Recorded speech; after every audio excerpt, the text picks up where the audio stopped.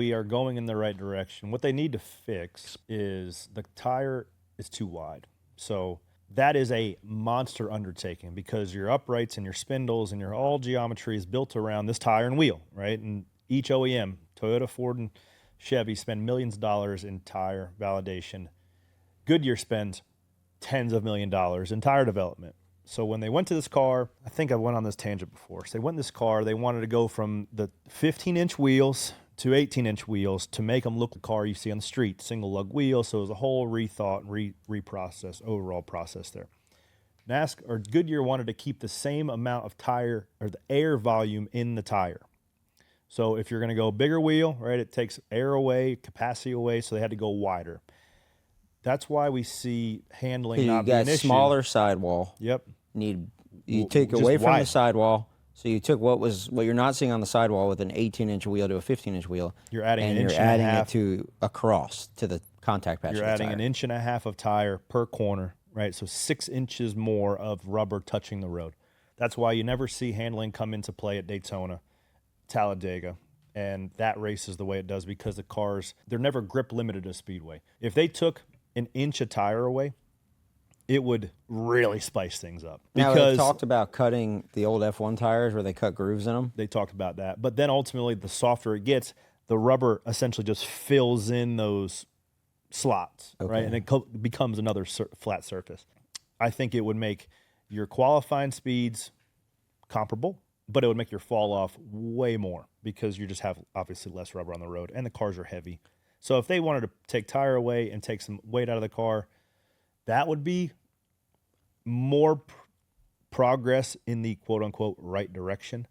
But I do like to see the engine manufacturers be open to change, NASCAR being open to change. Here's what I think. Put some more power. Here's what I love about the O'Reilly series. You have offensive tools, so you can drive up behind the car in front of you, and you pack air on their left rear, and they get free, and it creates a lane for you.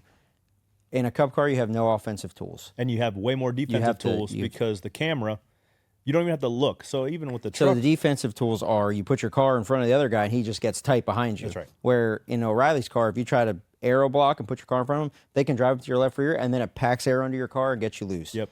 Is the underbody causing it to not fill the air under there? I don't know what it is. You can get an inch off somebody's rear bumper. You can't because when you do, you get tight. If you're the car in front, you don't even feel any sort of sensation taking it away.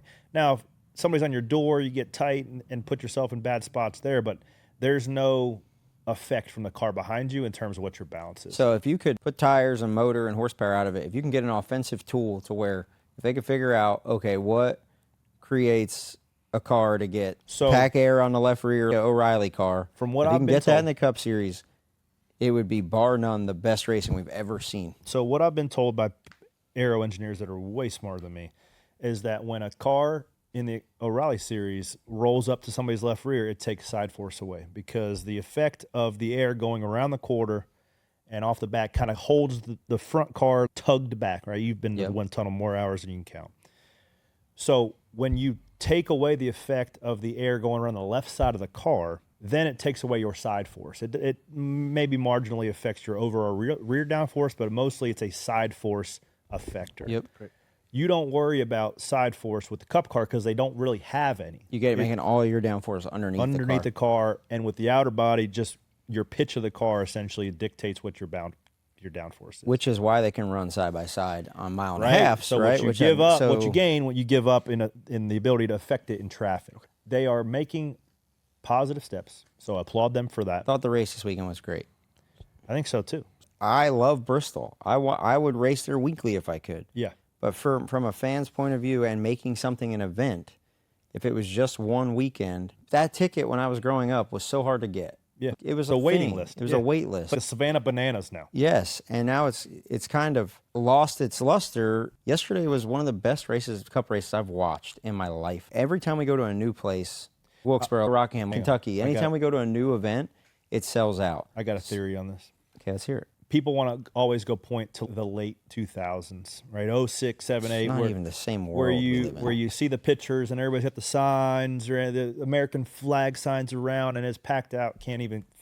There's not a seat in the place to be had. People forget that there used to be TV blackouts even up until the early 2010s, late 2000s. If you lived within a 150-mile radius of Bristol, you couldn't watch the race. You had to go to the race to be able to see it, kind of like Indy does. Yes. Because everybody's on their phones, everybody's watching it from their phones, everybody's on the go, on demand, watch it wherever you want, whenever you want.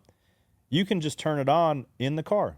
I was watching the Masters, dropping my mother-in-law off at the airport. I was watching the yesterday. Masters and the Cup race side by side, sitting at softball practice. Yeah.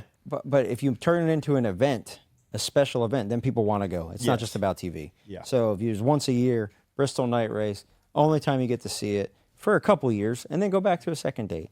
But they got to float it around. I think they need to float this one around because there's nothing better than seeing a Nashville Fairgrounds filled up for the Cars Tour race that was this weekend. Yeah. Who won It that just feels more important. If they did a baseball game in Bristol twice, 3 times a year, it would be half capacity at the third. It doesn't matter if the Yankees and the Red Sox are playing. People want to go for the novelty of it, for the exclusivity of it. And if you just keep doing more of something, because something is great once doesn't mean it's going to be great multiple times. Now, we're not politicking against pulling a race from Bristol, but if we want to create the demand for a ticket again and see the place full, that would be one of the things we could do.